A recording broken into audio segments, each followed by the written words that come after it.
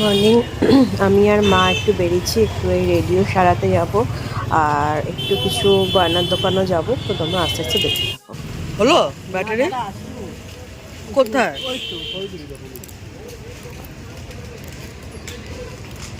Radio সারানো হয়ে গেছে। ইনি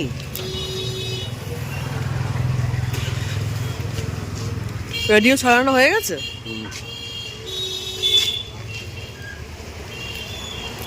চালিয়ে দেখা যাবে না।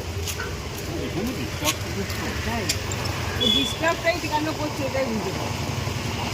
করে দিয়েছিলাম, চলছিল না, চলছিল সেই রকমই বাজবে। আমার কথা বিশ্বাস করে নিতে হবে।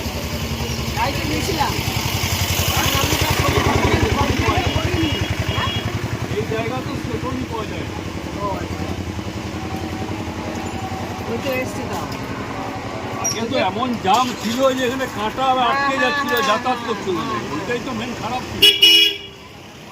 আরেকটা রোগ হয়ে গেছিল, যেটা বন্ধ হয়ে যাচ্ছিল মাঝে মাঝে।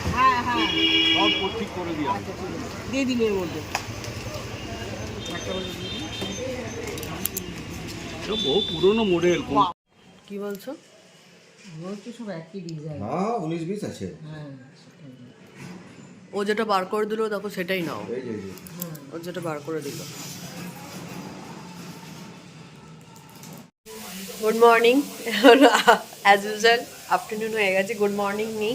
তো আমি তোমাদের আজকে একটা জিনিস দেখাচ্ছি। আজকে শীতের মরশুমে স্পেশাল স্পেশাল গাজরের হালুয়া।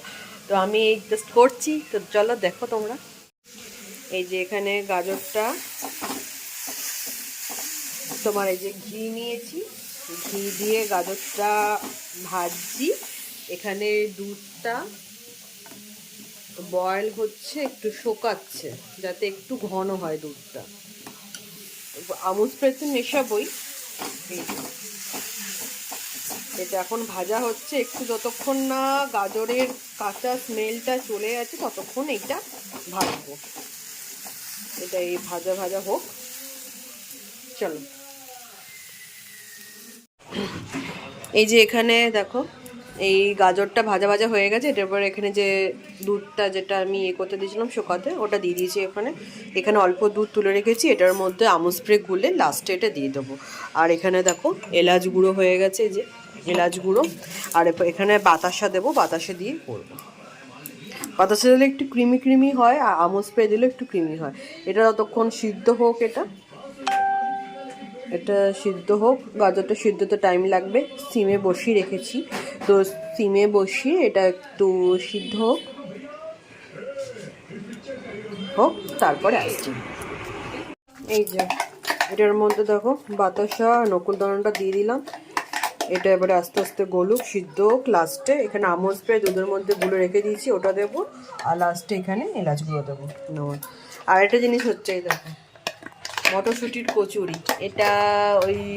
এটার মধ্যে আদা রসুন আর মটরশুঁটি আর লঙ্কা দিয়ে এটা মিক্সিতে গ্রাইন্ড করে নিয়েছি। দিয়ে এবার এখানে জাস্ট তেলের মধ্যে এটা নাড়াচাড়া করে নুন মিষ্টি যা লাগবে দিয়ে রেডি করে দেবো। তারপরে বিকেলে এটা মাখা হবে।